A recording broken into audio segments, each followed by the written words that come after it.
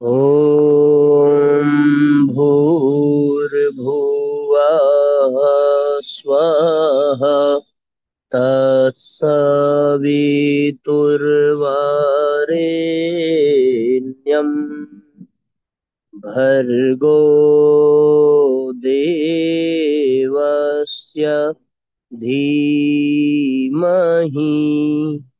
धियो यो नः प्रचोदयात्।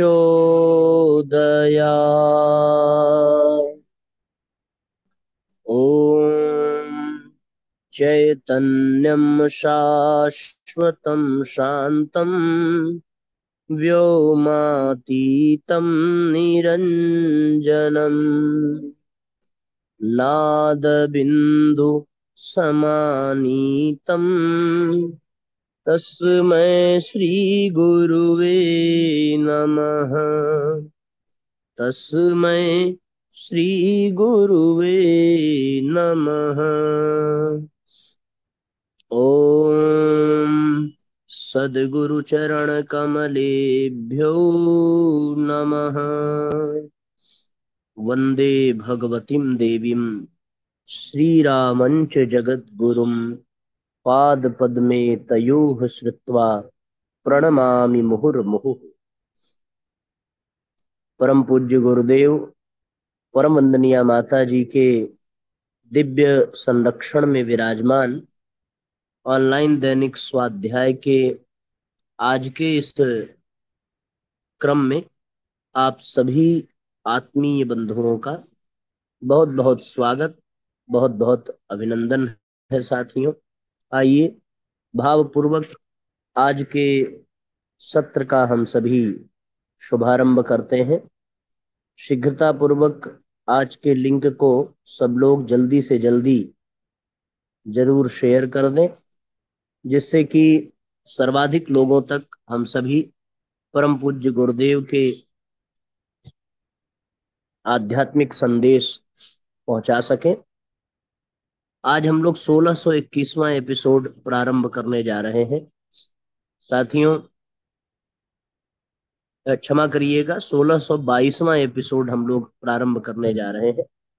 और आज से हम लोग एक नवीन पुस्तक अमरवाणी, जिसके अंतर्गत परम पूज्य गुरुदेव के सभी अमृतवाणियों के मुख्य मुख्य बिंदुओं का संकलन किया गया है, उसका स्वाध्याय प्रारंभ करेंगे। परम पूज्य गुरुदेव की घोषणानुसार युग परिवर्तन एक सुनिश्चित संभावना है। युग निर्माण योजना इसी संभावना को साकार करने के लिए बनाई गई है। युग निर्माण कैसे होगा, इसके सरंजाम कैसे जुटेंगे तथा इसके भागीदारों का चरित्र चिंतन कैसा होना चाहिए, इसका विस्तार पूर्वक वर्णन वांग्मय के खंड 66 में किया गया है।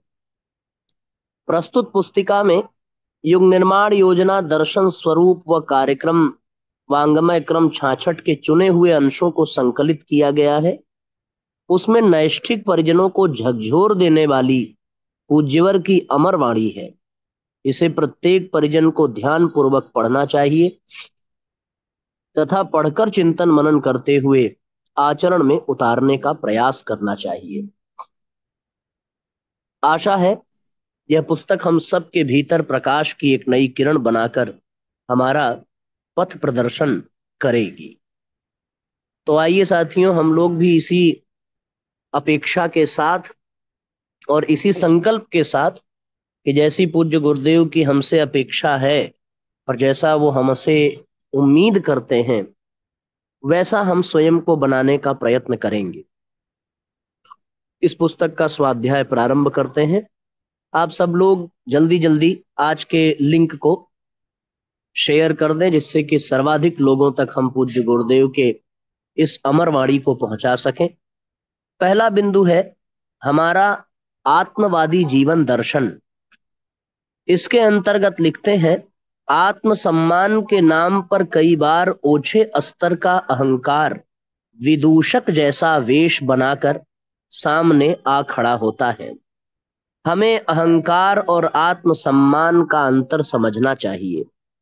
अहंकार वस्तुओं और परिस्थितियों को खोजता है और उनके आधार पर रुष्ट तुष्ट होता है, जबकि आत्मगौरव आंतरिक स्तर पर गुण कर्म स्वभाव के स्वरूप पर, आकांक्षाओं और विचारणाओं की दिशा पर आधारित रहता है। जिसकी अंतः भूमि उज्जवल है, उसे बाह्य परिस्थितियों से कुछ लेना देना नहीं रहता। उसे भौतिक जीवन की सफलता असफलताएं प्रभावित नहीं करती। संपदाएं नहीं, आंतरिक विभूतियां उसकी संतुष्टि का केंद्र रहती है।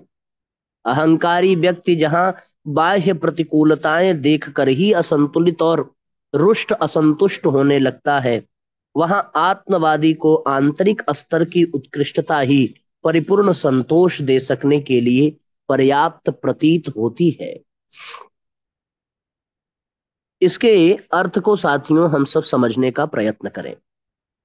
अहंकार शब्द जब आता है तो अहंकार हमेशा बाह्य परिस्थितियों के लिए ही आता है।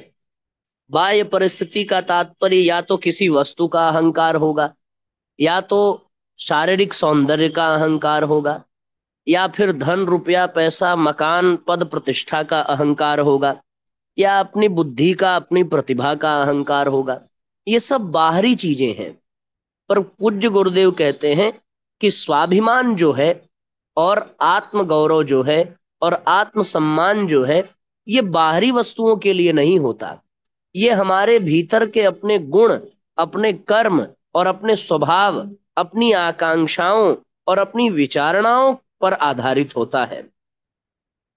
जिसकी अंतर्भूमि पवित्र होगी, निर्मल होगी, उसे बाह्य परिस्थितियों से कोई मतलब ही नहीं होता, क्योंकि उसका ध्यान अपने अंतःकरण की ओर रहता है, न कि बाह्य क्षेत्र की ओर। उसका जीवन भौतिक नहीं, उसका जीवन आध्यात्मिक होता है। वो संपदाओं से नहीं, आंतरिक विभूतियों से संतुष्ट होता है। अहंकारी व्यक्ति जब बाह्य प्रतिकूलता देख करके परेशान हो जाता है, असंतुलित हो जाता है, असंतुष्ट हो जाता है, तो वहीं आत्मवादी व्यक्ति बाह्य परिस्थितियों की ओर बिना देखे केवल आंतरिक स्तर की उत्कृष्टता से ही अपने भीतर संतोष का अनुभव करता है।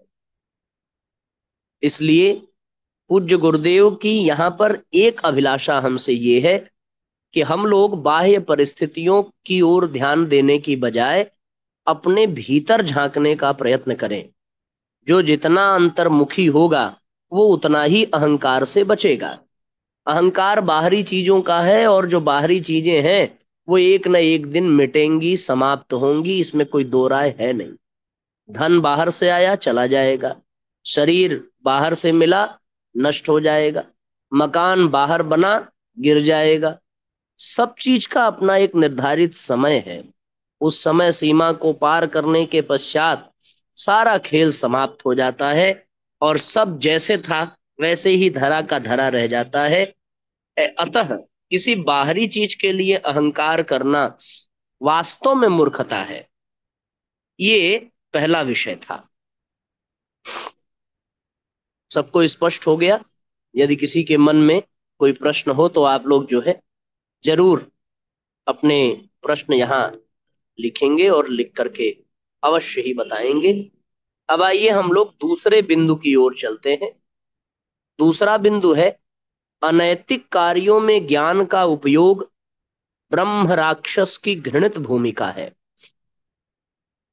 सामंतवादी युग में यह विद्या पैसे से खरीदी जाती रही। उनकी विलासी दुष्प्रवृत्तियों के पोषण में कविता, साहित्य, गीत, नाटक आदि बड़ी मात्रा में सृजे जाते रहे। मंदिरों में पाई जाने वाली मूर्ति कला तक में पशु प्रवृत्तियों की भरमार मौजूद है। वैसे ही चित्र विचित्र किए जाते रहे। ये सब विद्या बुद्धि का दुरुपयोग है। हमारे क्रमिक अधः पतन में यही दुष्प्रवृत्तियां प्रधान रूप से कारण बनती चली आई हैं। आतताइयों और आक्रमणकारियों ने भी क्षति पहुंचाई, पर इस बौद्धिक क्षति ने तो समाज का मेरुदंड ही तोड़ करके रख दिया। आज जबकि घायल समाज को राहत देने वाले साहित्य की जरूरत थी, उद्बोधन आवश्यक थे, तब भी वह ढर्रा बदला नहीं है, वरन स्वतंत्रता मिलने के बाद विनाश की स्वतंत्रता का भरपूर उपयोग किया जा रहा है। धर्म मंच से जो प्रवचन किए जाते रहे हैं, उनमें गड़े मुर्दे उखाड़ने के अतिरिक्त जीवन संचार और प्रगति के लिए उद्बोधन की दिशा दे सकने वाले तथ्य कहीं ढूंढे नहीं मिलेंगे। व्यक्ति और समाज के युग निर्माण के आधारभूत सिद्धांतों की कहीं चर्चा तक सुनाई नहीं देती। विद्या से सजी वाणी द्वारा लोकमानस को उद्बोधन मिलना चाहिए था, वो एक प्रकार से मौन ही हो गया है। साहित्य की दशा और भी दयनीय है। पशु प्रवृत्तियों को भड़काने वाला साहित्य लिखा जा रहा है, छप रहा है, बिक रहा है, उसी की बाढ़ आई हुई है। लगता है इस बाढ़ में जो कुछ श्रेयस्कर कहीं जीवित रहा होगा, वह भी मर खप जाएगा। बहेलियों के पास शिकारी कुत्ते होते हैं। खरगोश, लोमड़ी, हिरण आदि जानवरों के पीछे वे उन्हें दौड़ाते हैं। कुत्ते कई मील दौड़कर भारी परिश्रम के उपरांत शिकार दबोचे हुए मुंह में दबाए घसीट लाते हैं। बहेलिया उससे अपनी झोली भरते हैं और कुत्तों को एक टुकड़ा देकर संतुष्ट कर देते हैं। यही क्रम आज विद्या बुद्धि के क्षेत्र में चल रहा है। पुस्तक प्रकाशक बहेलिये तथा कथित साहित्यकारों से चटपटा लिखाते रहते हैं। गंदे, अश्लील, कामुक, पशु प्रवृत्तियां भड़काने वाले, चोरी, डकैती, ठगी की कला सिखाने वाले उपन्यास यदि इकट्ठे किए जाएं तो वे एवरेस्ट की चोटी जितने ऊंचे हो जाएंगे। दिशा विहीन पाठक उन्हीं विष मिश्रित गोलियों को गले निगलता रहता है। चूहों को मारने की दवा आटे में मिलाकर गोलियां बनाकर बिखेर दी जाती हैं, उन्हें खाते ही चूहा तड़प तड़प कर मर जाता है। ये साहित्य ठीक इसी प्रकार का है। इसे पढ़ने के बाद कोई अपरिपक्व बुद्धि पाठक वैसा ही अनुकरण करने के लिए विवश होता है। अनेक साहित्यकार बहेलियों के कुत्तों की भूमिका प्रस्तुत कर रहे हैं। अनेक प्रकाशक और विक्रेता मालामाल हो रहे हैं। कुछ टुकड़े खाकर ये साहित्यकार पाठकों का मांस इन आतताइयों के पेट में पहुंचाने में अपनी विद्या, बुद्धि, कला, कौशल का परिचय दे रहे हैं। विद्या माता को व्यभिचारिणी वेश्या के रूप में जिस तरह प्रस्तुत किया जा रहा है, उसे देखकर यही कहना पड़ता है कि हे भगवान, इस संसार से विद्या का अस्तित्व मिटा दो, इससे तो हमारी निरक्षरता ही अच्छी है। आप देख रहे हैं साथियों, परम पूज्य गुरुदेव के मन में कितनी पीड़ा है, कितना कष्ट है।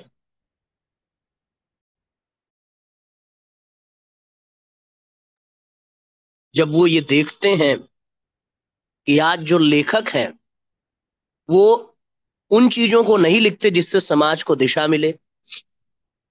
आज जो कलाकार हैं वो ऐसी कला प्रस्तुत नहीं करते जिससे लोगों का आत्मिक उत्थान हो। आज जो गीतकार हैं वो ऐसे गंदे फूहड़ गीत लिखते हैं जिससे लोगों के चरित्र का, नैतिकता का पतन हो।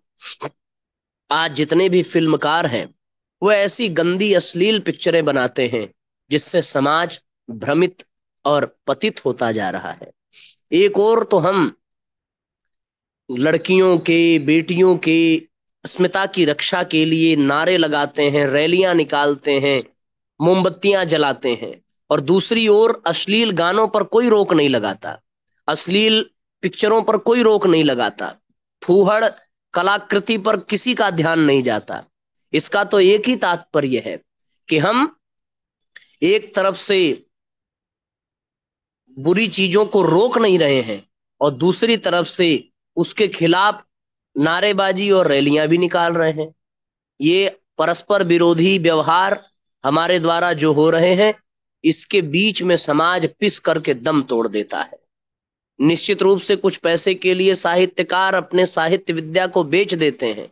पैसे वाले जैसा चाहते हैं वैसा लिखाते हैं, कलाकार जैसा चाहते हैं वैसा करवाते हैं, और समाज के लोगों को ये पसंद आ रहा है और समाज के लोग इसमें फंसते जा रहे हैं।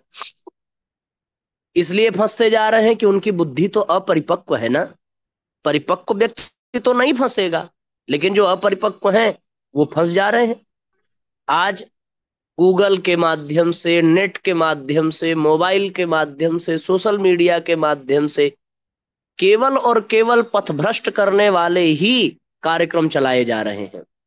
आप फेसबुक पे देख लीजिए, आप इंस्टाग्राम पे देख लीजिए, आप यूट्यूब पर देख लीजिए, केवल और केवल युवाओं को, नवयुवतियों को, सबके मन मस्तिष्क को भ्रमित करने वाले, पथभ्रष्ट करने वाले जो वक्ता के रूप में उभर करके आ रहे हैं, उनके द्वारा ऐसे विचित्र वक्तव्य जो समाज को उत्थान की ओर ले जाने की बजाय और भी परेशान कर रहे हैं। कथाओं में, प्रवचनों में वही गड़े मुर्दे उखाड़ना। पूज्य गुरुदेव लिखते हैं, गड़े मुर्दे उखाड़ना। भाई भगवान ने गोवर्धन उठाया तो ये जान करके क्या मिला?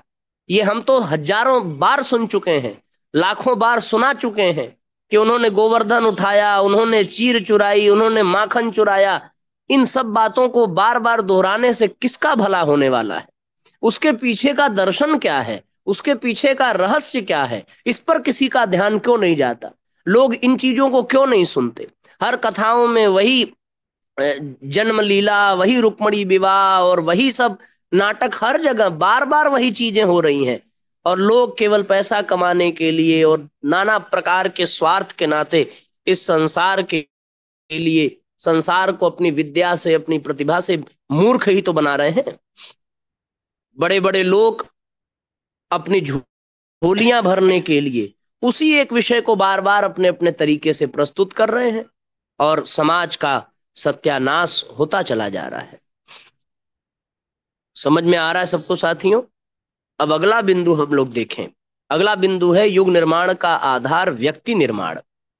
बच्चा आरंभ में एक पैसा चुराने की आदत सीखता है, बड़ा होने पर वो कुछ बड़ी चढ़ी गड़बड़ी करने लगता है, समय अनुसार बड़े हाथ मारने की क्षमता प्राप्त करता है और परिस्थितियां अनुकूल रहें तो एक दिन नामी चोर होकर जेल खाने में पहुंचता है। सभी उसे घृणा की दृष्टि से देखते हैं, कोई अपना नहीं रह जाता। सर्वत्र निंदा, असहयोग, घृणा ही उसे प्राप्त होती है और कठिनाइयों से पार निकलने का कोई रास्ता दिखाई नहीं देता।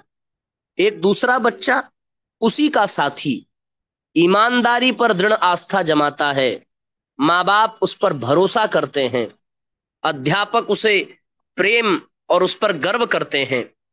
बड़ा होने पर जहां वो कारोबार करता है वहां उसका सम्मान देवता की तरह होता है और अपने कृपालुओं की सहायता से वो बहुत ऊंची स्थिति तक जा पहुंचता है। आरंभ में इन बालकों के स्वभाव में थोड़ा सा अंतर था। एक दो पैसा चुराने न चुराने या उससे खरीदी जा सकने वाली वस्तु के मिलने न मिलने का कोई बड़ा महत्व न था, पर इस भिन्नता ने जब अपनी परिपक्वता प्राप्त की तो दोनों में इतना अंतर आ गया कि उसका कोई अंदाजा नहीं। बुराई और भलाई की परस्पर विरोधी वृत्तियां आरंभ में बहुत छोटे रूप में होती हैं, पर उनका परिपोषण होते रहने से धीरे धीरे बड़ा विशाल रूप बन जाता है। व्यभिचार का आरंभ हंसी, दिल्लगी या छोटी उच्छृंखलता से होता है। इस मार्ग पर बढ़ते हुए कदम किसी नारी को वेश्या बना सकते हैं। इसके विपरीत यदि सदाचार के प्रति थोड़ी दृढ़ता रहे तो वही वृत्ति उसे आदर्श पतिव्रता के रूप में अजर अमर बना सकती है। काम चोरी और आलस्य की वृत्ति आरंभ में छोटी छोटी उपेक्षा या टालम टोल के रूप में दिखाई पड़ती है, पर अंत में वही व्यक्ति आलस्य, प्रमाद और लापरवाही में अपना सब कुछ गंवाकर दर दर की ठोकरें खाते फिरने की स्थिति में पहुंच जाता है। एक दूसरा व्यक्ति जिसे परिश्रम में अपना गौरव और चमकता भविष्य दिखता है, निरंतर हंसी खुशी के साथ परिश्रम करता रहता है और इसी पुरुषार्थ के बल पर वह उन्नति के उच्च शिखर पर पहुंचता है। तो आप देख रहे हैं कि किस प्रकार से छोटी छोटी कमियां आगे चल करके जब अपनी परिपक्वता को पा लेती हैं तो वही कमी समाज के लिए अभिशाप बन जाती है। वो समस्त संभावनाओं को अपने भीतर समेटकर जीवन की पराकाष्ठा तक पहुंचने वाले व्यक्ति को खाई में ऐसा उठाकर पटकती हैं कि ऊपर चढ़ना तो दूर, वो उठने का साहस भी नहीं कर पाता। ऐसी परिस्थिति में यहाँ पूज्य गुरुदेव ये कहते हैं कि छोटी छोटी कमियों को बड़ा होने से पहले ही उसे रोका जाए, समाप्त किया जाए, नष्ट किया जाए, जिससे कि वो बड़ा बन ही न पाए। बचपन से ही अपने बच्चों को, अपने आप समस्त बुराइयों से बचा करके रखना और श्रेष्ठता के पथ पर आगे बढ़ते जाना, यही युग निर्माण का आधार है। इसी को व्यक्ति निर्माण कहते हैं, अपना निर्माण कहते हैं। मानसिक स्वच्छता का महत्व अगला बिंदु है। मन की चाल दोमुही है। जिस प्रकार दोमुहा सांप कभी आगे चलता है, कभी पीछे चलता है, उसी प्रकार मन में दो परस्पर विरोधी वृत्तियां काम करती रहती हैं। उनमें से किसे प्रोत्साहन दिया जाए और किसे रोका जाए, यह कार्य विवेक बुद्धि का है। हमें बारीकी के साथ ये देखना होगा कि इस समय हमारे मन की गति किस दिशा में है। यदि सही दिशा में प्रगति हो रही है तो उसे प्रोत्साहन दिया जाए, और यदि दिशा गलत है तो उसे पूरी शक्ति के साथ रोका जाए।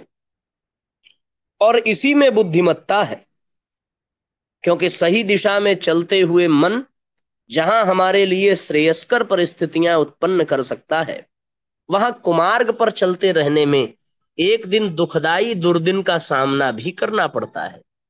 इसीलिए समय रहते चेत जाना ही उचित है।